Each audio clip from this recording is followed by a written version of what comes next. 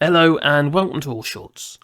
I think it's fair to say that our, as in the United Kingdom's relationship with the European Union, has suffered considerably since Brexit.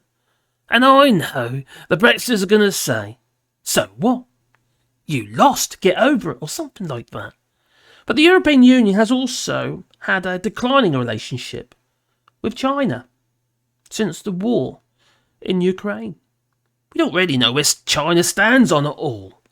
Well, yesterday, the European Union, they headed for China. Yeah, a diplomatic mission, you could say. Obviously not the whole European Union, no. Yeah, delegates and all that, anyway.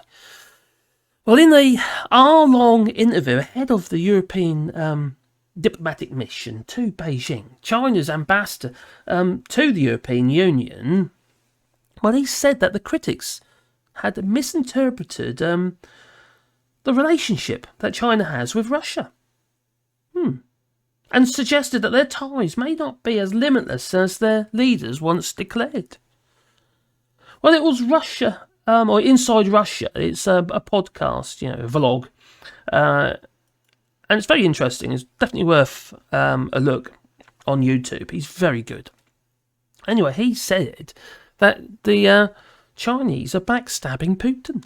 And the Chinese ambassador to the European Union officially announced that Beijing does not recognise Crimea and Donbass as Russian territories and does not provide military assistance to Moscow. He called in a recent statement about the boundless friendship with Russia as rhetoric. Well, aka empty words. So he's saying. Well, I thought I'd have a look at what have you. I thought this is interesting. And but I do have to ask you, I suppose, should we trust China on this? I hope so, I really do. Well, the Chinese ambassador, Cong, he spoke with the President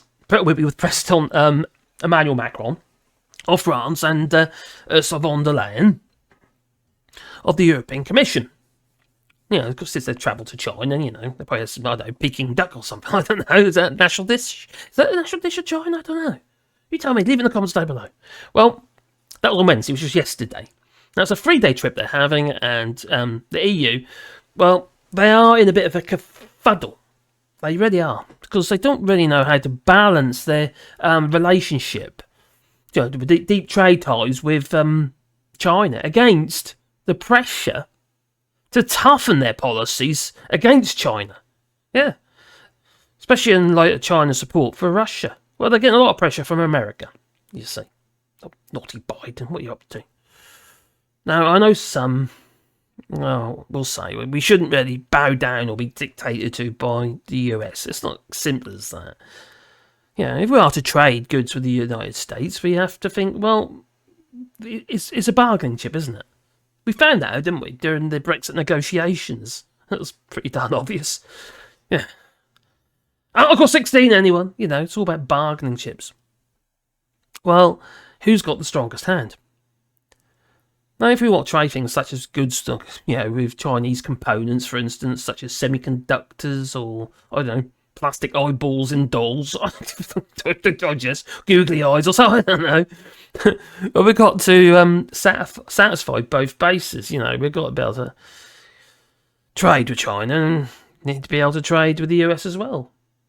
It's a world economy, and, we're feeling that in the United Kingdom at the moment, aren't we, with car industry and what have you. A lot of the components are travelling backwards and forwards across the channel, to and fro, because not everything, or not the complete car is built in the United Kingdom, for argument's sake. It's like an airfix kit, but all the bits come from different countries. This was kind of what it's like, isn't it? Well, China recently tried to present itself as the mediator, didn't it? Insisting that it respects the territorial integrity of Ukraine. Oh. Well, that would mean they don't accept that Donbass and Crimea is Russian. Which is a step in the right direction, I would say. Well, they're trying to endorsing some of Moscow's rhetoric, or narrative, about the war, in some ways. But recently, Vladimir Putin, he was having had to put one of his little speeches across, as he does. Oh, there goes my phone. He's addressing people in the Kremlin, and normally he expects a clap. Yeah, they will clap. He got the cold shoulder. It was silence. Silence. And he stood there, waiting. And nothing happened. The people that were supporting him, I think they're stepping back. It's not working out, is it? So could this latest rollback by China from Russia be a turning point? Or maybe China sees that its worsening relationship with its West lessens its own security. Since the West is, well, to be fair, we're ostracising China somewhat. Not completely, because it's virtually impossible. Virtually everything we buy is from China, or at least parts of. So we are ostracising China. Things like we've got the sanctions, isn't it? You know, plenty of sanctions. And then there's TikTok. That's in a bit of a place at the moment. America, for instance, are threatening to ban TikTok unless they sell it off. And then we've got the shooting down of those spy balloons. But should we really trust China? Since it did say just 3 weeks before Russia invaded Ukraine, you know, Putin and Xi Jinping, they both signed joint statements declaring that there was like no limits to their country's relationship. And now they're saying that we're misinterpreting it.